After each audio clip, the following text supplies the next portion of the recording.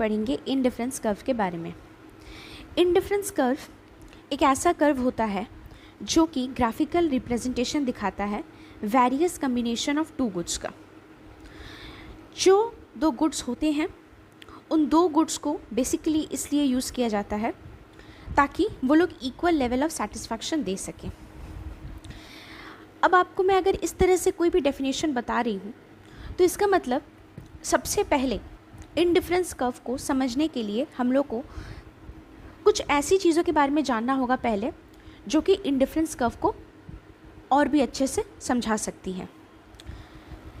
दो तीन चीज़ें हैं जैसे कंज्यूमर इक्विलिब्रियम, ऑर्डिनल यूटिलिटी वगैरह वगैरह।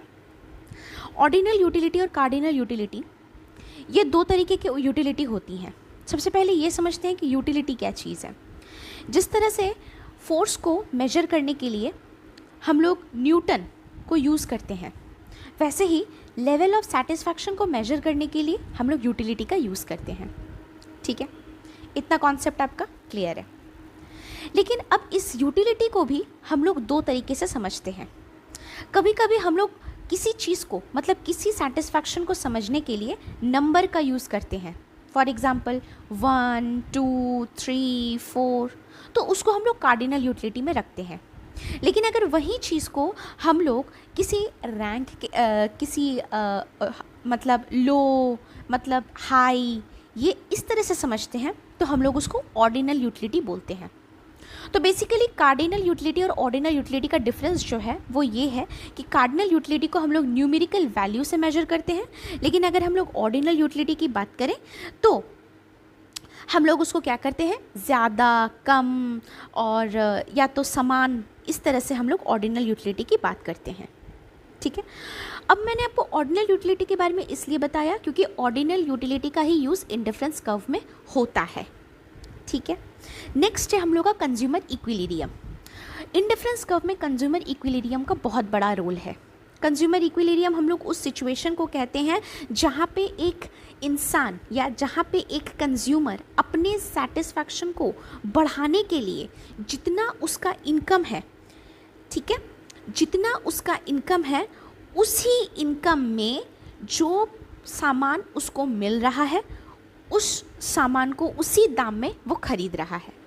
जब मान लीजिए, इसको आप लोग और सरल भाषा में एक एग्जाम्पल के साथ समझते हैं। मान लीजिए एक कंज्यूमर का इनकम है 20,000 रुपये, मंथली इनकम है 20,000 रुपये। अब उसका ये जो गिवन इनकम है वो बदलना नहीं चाहिए, वो 20,000 रुपये होने चाहिए। अब मान लीजिए उसका दो गुड्स है, एक है फूड और एक है क्लोथिंग। अब उसी इनकम में कभी क्या हो रहा है, उसको फूड की ज़रूरत हो रही है ज़्यादा कभी, और उसी इनकम में कभी उसको क्लोथिंग की ज़रूरत हो रही है, मतलब कपड़ों की ज़रूरत हो रही है ज़्यादा कभी। ठीक है, अब कौन से गुड्स हैं, सिर्फ दो ही गुड्स हैं। इन दो चीज़ों को आप पूरे वीडियो में अच्छे से ध्यान में रखिएगा।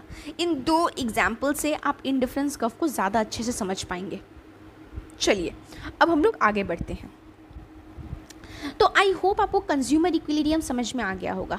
कंज्यूमर इक्विलिब्रियम वो एक समानता है, वो एक लेवल है जहाँ पे अपने सेटिस्फैक्शन को, अपने संतुष्टि को मैक्सिमाइज करने के लिए एक कंज्यूमर क्या कर सकता है, अपने गिवन इनकम में जो भी गुड्स मिल रहा है, जितने भी गिवन प्राइसेस में, वो उस चीज़ को यूज़ कर रहा है।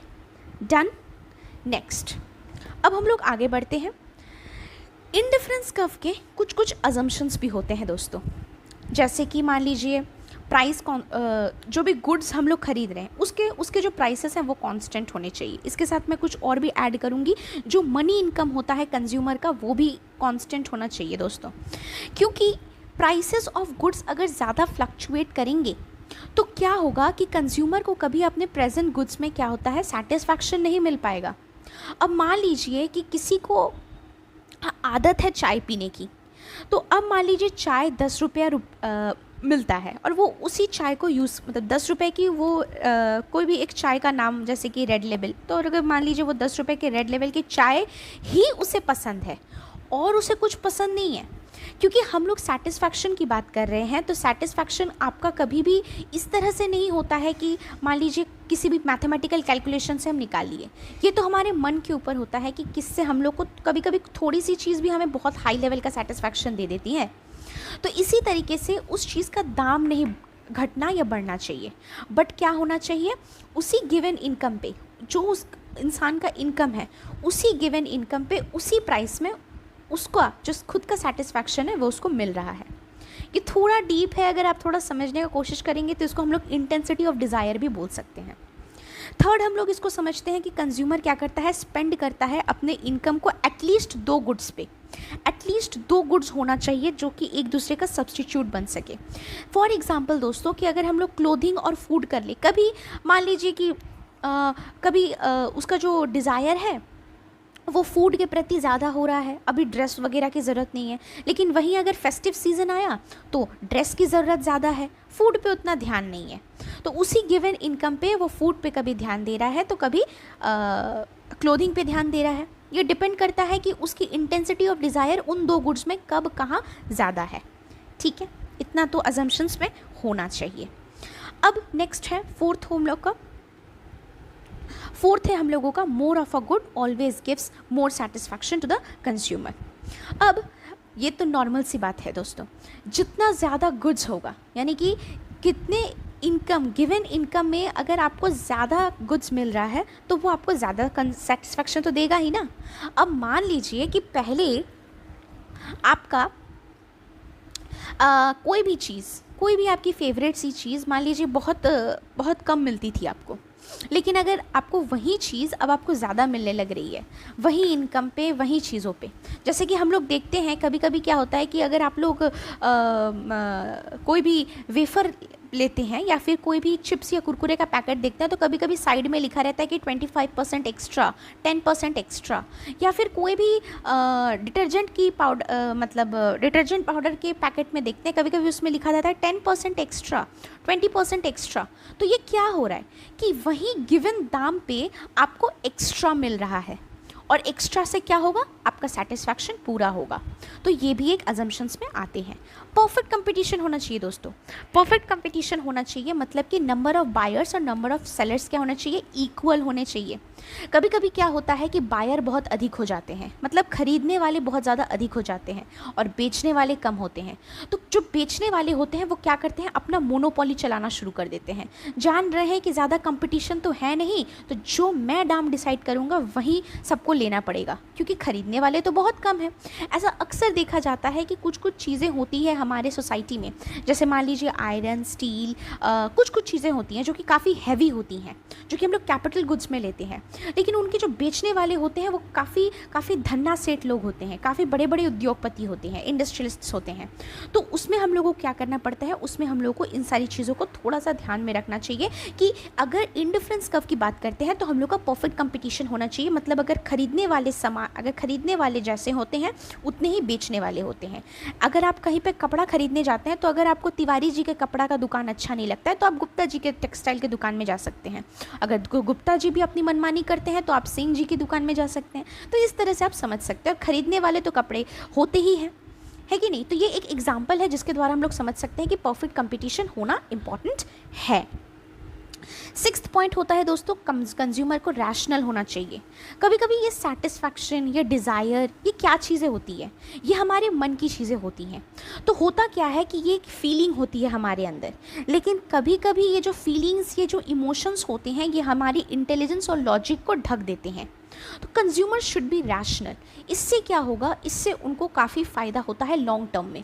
कभी कभी क्या होता है, मान लीजिए कि हम लोग कभी अपने घर में, जैसे मान लीजिए कि क्योंकि इस बार हम लोग को कोई भी फेस्टिव दिवाली है तो हम लोग को थोड़ा ज़्यादा बोनस मिल गया, तो हम लोग क्या करते हैं, ज़्यादा से ज़्यादा चीज़ों को ख़रीदने लगते हैं।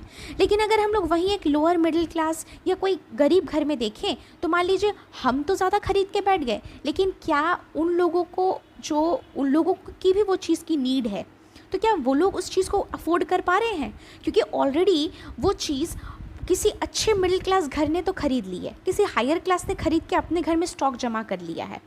तो इस तरह से भी हम लोग को लॉजिक वाइज सोचना चाहिए कि हमें जितना ज़रूरत है हमें उतना का ही ज़रूरत है, उससे ज़्यादा के पीछे हम लोग ना भागें, ताकि दूसरे लोगों को, दूसरे सेक्शन ऑफ सोसाइटी को इसका खामियाजा ना भुगतना पड़े। तो कभी कभी अपने इंटेंसिटी ऑफ डिज़ायर और सेटिस्फैक्शन में भी हम लोग इस तरीके से रैशनलिटी का उपयोग करें। ठीक है, ये हम लोग का एजम्पशंस हो गया जो कि इंडिफरेंस कर्व में हम लोग देखते हैं। इंडिफरेंस कर्व को थोड़ा और भी अच्छे ढंग से हम लोग समझने का कोशिश करते हैं।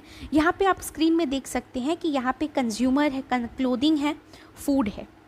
ठीक है, क्लोथिंग है और फूड है। इस क्लोथिंग और फूड में क्या होता है दोस्तों कि जैसा कि मैंने आपको समझाया, कभी आप यहाँ पे देखिएगा, ध्यान से देखिएगा कि कभी आपका क्लोथिंग ज़्यादा होता है ए पॉइंट पे, मतलब यहाँ पे 12 पॉइंट्स यूटिल्स से हम लोग दिखा रहे हैं, तो कभी हम लोग का फूड रहता है 1 यूटिल्स पे। तो अगर हम लोग का धीरे धीरे यहाँ पे फूड का डिज़ायर बढ़ रहा है तो हमारा क्लोथिंग का डिज़ायर घट रहा है। ये डिपेंड करता है कि आपके डिज़ायर क्या है। यहाँ पे गुड्स भी देखिए 2 हैं, और जब आपको क्या करना पड़ेगा, आपका ये देखना पड़ेगा कि आपके मतलब क्या रीजन है, मतलब आपके वहाँ पे किस चीज़ की ज़्यादा ज़रूरत है। अगर फूड की है तो आप फूड पे ज़्यादा ध्यान देंगे, और अगर क्लोथिंग की है तो क्लोथिंग पे ज़्यादा ध्यान देंगे। तो इस डायग्राम से बहुत ज़्यादा क्लियर है। इस डायग्राम का आगे बहुत महत्वपूर्ण रोल है। तो यहाँ पे देखिएगा कि ये जो कर्व है ये इस तरह से कन्वेक्स है, और इस तरीके से चीज़ों को हम लोग आगे पढ़ते हैं, क्योंकि अब हम लोग स्टार्ट कर रहे हैं इसका प्रॉपर्टीज़। ये प्रॉपर्टीज़ में सबसे पहले आता है कि इंडिफरेंस कर्व का जो भी इंडिफरेंस कर्व होते हैं वो डाउनवर्ड की तरफ होते हैं, मतलब कि हमेशा लेफ़्ट से लेकर राइट की तरफ जाता है। ये तो हमें यहाँ से स्क्रीन से बहुत अच्छे से समझ में आ रहा है कि ये लेफ़्ट से लेकर राइट की तरफ जाता है, लेकिन क्वेश्चन उठता है कि ऐसा क्यों होता है। ऐसा इसलिए होता है क्योंकि हमेशा 2 गुड्स होते हैं इंडिफरेंस कर्व में। तो अगर मान लीजिए क्लोथिंग है और यहाँ पे मान लीजिए फूड है, तो क्लोथिंग से फूड की तरफ आप जाएंगे, तो क्लोथिंग से फिर आप फूड की तरफ जाएंगे, फिर आप फूड की तरफ जाएंगे, तो वो क्या हो रहा है, धीरे धीरे बढ़ते जा रहा है, और क्लोथिंग क्या हो रहा है, धीरे धीरे घटते जा रहा है। तो ये चीज़ हमेशा इसलिए होती है क्योंकि हम लोग एक गुड से दूसरे गुड की तरफ जाते हैं।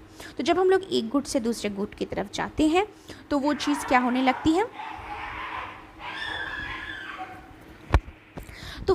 होने लगती है, वो चीज़ ये होने लगती है कि हमारा जो भी स्लोप है वो आगे की तरफ, लेफ़्ट टू राइट की तरफ बढ़ने लगता है, और ये चीज़ क्या होता है, कंज्यूमर को आगे की तरफ सेटिस्फैक्शन देने लगती है। तो इसलिए जो स्लोप होता है इंडिफरेंस कर्व का वो डाउनवर्ड होता है। नेक्स्ट हम लोग आते हैं, इंडिफरेंस कर्व क्या होता है, कॉन्वेक्स होता है अपने ओरिजिन से। इसका मतलब ये है दोस्तों कि हमेशा इंडिफरेंस कर्व में आप जब भी आगे बढ़ेंगे तो इंडिफरेंस कर्व शो करता है कि वो डिक्लाइन हो रहा है लेफ़्ट से लेके राइट की तरफ। आप इस पिक्चर से समझ सकते हैं कि किस तरह से लेफ़्ट से लेके राइट की तरफ जा रहे हैं, लेकिन ये क्या हो रहा है, धीरे धीरे डिक्लाइन हो रहा है। अब ये जिस रेट से डिक्लाइन हो रहा है, जिस तरह से ये डिक्लाइन हो रहा है, जिस गति से ये डिक्लाइन हो रहा है, ये दर्शा रहा है कि हम लोग एक कमोडिटी को छोड़ के दूसरे कमोडिटी की तरफ जा रहे हैं। लेकिन ध्यान दीजिएगा दोस्तों, फर्स्ट वाले में भी हम लोग एक से दूसरे की तरफ जा रहे हैं, इसलिए वो डाउनवर्ड है सॉरी, इसलिए वो क्या है, डाउनवर्ड है। लेकिन वहाँ पे इस चीज़ को ध्यान दिया जा रहा है कि केवल हम लोग एक गुड से दूसरे गुड की तरफ जा रहे हैं। लेकिन अगर हम लोग कन्वेक्स की बात करें तो हम लोग गति की बात करते हैं, रेट की बात करते हैं। तो जब रेट की बात करते हैं, इसका मतलब यहाँ पे देखिए कि अगर हम लोग गुड ए की बात करें, जहाँ पे ये 12 है और यहाँ पे क्या हो रहा है, ये भी 12 है। लेकिन अगर हम लोग फूड की बात करें और यहाँ पे हम लोग क्लोथिंग की बात करें तो ये धीरे धीरे क्या हो रहा है, यहाँ पे 1 है और यहाँ पे 12 है। तो इन दोनों के बीच में जो रेट है, जो एक क्लोथिंग और फूड के बीच में जो रेट है, जो एक गुड्स मान लीजिए यहाँ पे ए है और यहाँ पे फिर बी है, ठीक है, फिर यहाँ पे सी है, तो ये ए और बी के बीच में जो डिफरेंस आ रहा है, बी और सी के बीच में जो डिफरेंस आ रहा है, ये जो डिफरेंस आ रहा है, ये जो रेट आ रहा है, उसको हम लोग कन्वेक्स की तरफ देखते हैं दोस्तों। ठीक ठीक है, ये चीज़ बहुत आसान है, अगर आप लोग थोड़ा सा और समझने का कोशिश करेंगे तो ये आपको डेफिनेटली समझ में आ जाएगा कि रेट का मतलब होता है कि जब दो गुड्स एक पॉइंट पे मिलते हैं तो हम लोग उसको एक पॉइंट देते हैं, फिर नेक्स्ट बी पॉइंट में मिल रहे हैं, फिर सी पॉइंट में मिल रहे हैं, फिर डी पॉइंट में मिल रहे हैं, तो ये क्या दर्शा रहा है, ये रेट दर्शा रहा है कि ए और बीच के बीच में कितना रेट है, बी और सी के बीच में कितना रेट है, सी और डी के बीच का रेट क्या है। तो इस तरह की चीज़ों को हम लोग क्या बोलते हैं, कन्वेक्स बोलते हैं। ये हमारे इंडिफरेंस कर्व को क्या बनाता है, कन्वेक्स बनाता है। यहाँ पे इस रेट को क्योंकि ये एक रेट के हिसाब से घट रहा है दोस्तों, पहले ये क्लोथिंग पे था, फिर ये फूड पे जा रहा है, तो ये सारी चीज़ों को जब हम लोग एक साथ एक जगह पे रखते हैं तो हम लोग मार्जिनल रेट ऑफ सब्स्टिट्यूशन की बात करते हैं। मार्जिनल रेट ऑफ सब्स्टिट्यूशन अगर हम लोग सीधे साफ भाषा में समझने का कोशिश करें तो ये एक गति है जो कि दो गुड्स के सब्स्टिट्यूट की बात करता है, कि जब हम लोग एक गुड्स से दूसरे गुड्स की तरफ जाते हैं उस बीच में जो रेट आता है, यानी कि ए से बी की तरफ जा रहे हैं तो क्लोथिंग से फूड की तरफ जा रहे हैं, और उसके बीच में जो रेट, जिस रेट से हम लोग जा रहे हैं, जिस गति से हम लोग जा रहे हैं, उसको हम लोग मार्जिनल रेट ऑफ सब्स्टिट्यूशन कहते हैं। डन। नेक्स्ट हम लोग का कौन सा प्रॉपर्टी है, नेक्स्ट हम लोग का प्रॉपर्टी है कि कभी भी इंडिफरेंस कर्व एक दूसरे के साथ इंटरसेक्ट नहीं करता है। जिस पॉइंट पे और कभी भी अगर इंडिफरेंस कर्व एक दूसरे के साथ इंटरसेक्ट कर जाएगा तो वो लोग इक्वल हो जाएगा, और ये कभी भी पॉसिबल नहीं है क्योंकि इंडिफरेंस कर्व को केवल दो गुड्स को मेजर करने के लिए यूज़ किया जाता है। कभी भी उन दो गुड्स के सब्स्टिट्यूट को दर्शाने के लिए यूज़ किया जाता है। इंटेंसिटी ऑफ डिज़ायर और लेवल ऑफ सेटिस्फैक्शन को दिखाने के लिए यूज़ किया जाता है दो गुड्स के बीच में। तो सवाल ही पैदा नहीं होता है कि हम लोग दो गुड्स को इक्वल कर सके कभी भी। ये दो गुड्स कभी भी एक साथ एक पॉइंट पे इक्वल नहीं हो सकते, ठीक है। नेक्स्ट हम लोग जाते हैं, higher IC represents a higher level of satisfaction. अगर जितना ज़्यादा आपका इंडिफरेंस कर्व जो सबसे टॉप मोस्ट रहेगा वहीं आपको हायर लेवल ऑफ सेटिस्फैक्शन देगा, जो सबसे बेस में रहेगा, जो ओरिजिन के सबसे करीब रहेगा, वो आपको सबसे लोअर लेवल ऑफ सेटिस्फैक्शन दे रहा है, ठीक है। लास्ट है कि इंडिफरेंस कर्व कभी भी 0 पॉइंट नहीं हो सकता दोस्तों। ऐसा इसलिए क्योंकि वो लोग कभी भी एक साथ इंटरसेक्ट नहीं करता है, वो लोग इंडिफरेंस कर्व हमेशा पैरेलल होते हैं, और जो सबसे higher level of indifference curve होते हैं वो higher level of satisfaction show करते हैं। दैट्स वाई दोस्तों इंडिफरेंस कर्व कभी भी 0 नहीं होते हैं। 0 अगर वो लोग हो जाते हैं तो वो लोग क्या हो जाते हैं, वो लोग ओरिजिन से इक्वल हो जाते हैं। तो जो ये चीज़ कभी भी पॉसिबल ही नहीं होती है, क्योंकि वो लोग हमेशा पैरेलल रहते हैं, वो लोग कभी इंटरसेक्ट नहीं करते हैं, और इंटरसेक्ट करते हैं तो भी इक्वल नहीं होते हैं।